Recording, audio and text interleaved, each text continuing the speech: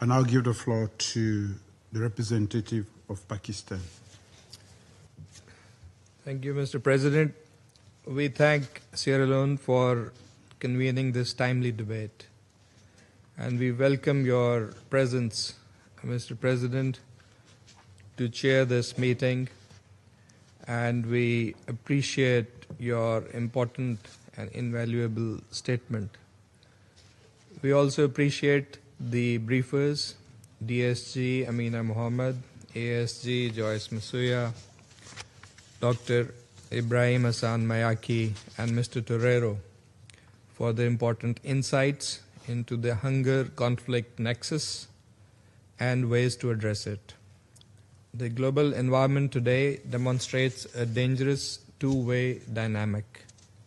Conflicts, including foreign occupation, are driving hunger on a massive scale, while hunger and economic desperation are in turn aggravating fragility and heightening the risk of renewed or protracted conflict. According to the 2025 Global Report on Food Crises, more than 294 million people in 53 countries face acute food insecurity. In 14 of the 16 most severe hotspots, conflict remains the primary driver.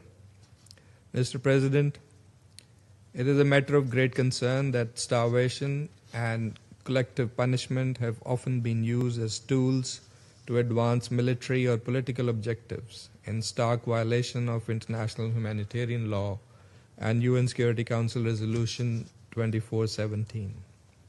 Nowhere was this more visible than in Gaza, where the latest assessments indicate that 100% of the population faced high levels of acute food insecurity, with a significant proportion already in the most severe catastrophic phase, marked by starvation, destitution, and death.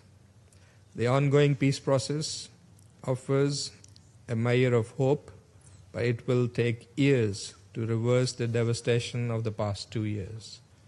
It is therefore imperative that the ceasefire is fully respected and implemented, that humanitarian access remains unhindered, and that urgent efforts begin towards reconstruction and rehabilitation.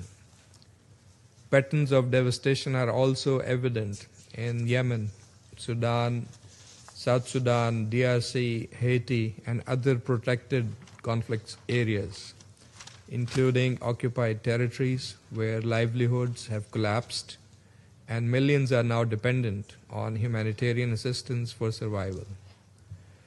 President, we believe that food insecurity in conflict zones must be addressed through a comprehensive and principled approach. First, the universal and consistent application of UN Charter principles, Security Council resolutions, and international law in all conflict situations is imperative. It is the persistence of double standards and political expediency that often enables continued violations. Second, humanitarian assistance must never be subjected to political conditions.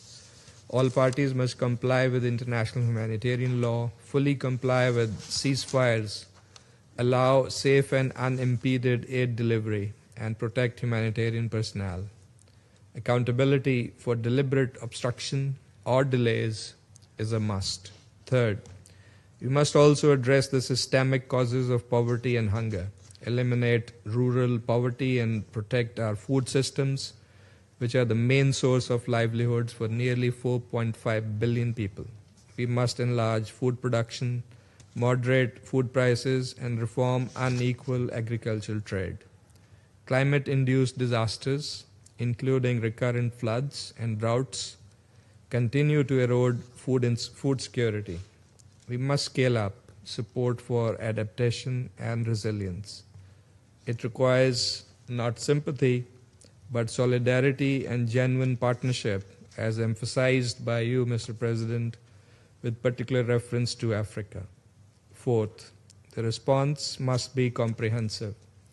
A whole-of-system approach is required to break the cycle, from prevention and early warning systems to conflict resolution to long-term peace building.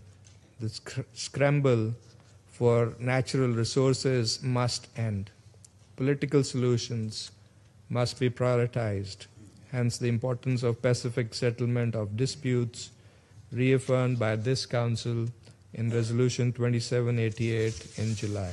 Mr. President, the Security Council has a vital role in ensuring that conflict does not deprive civilians of their fundamental right to food, and to also ensure advance measures that prevent weaponization of hunger, safeguard humanitarian access, and strengthen the resilience of communities affected by conflict. I thank you. I thank the representative of Pakistan for the statement.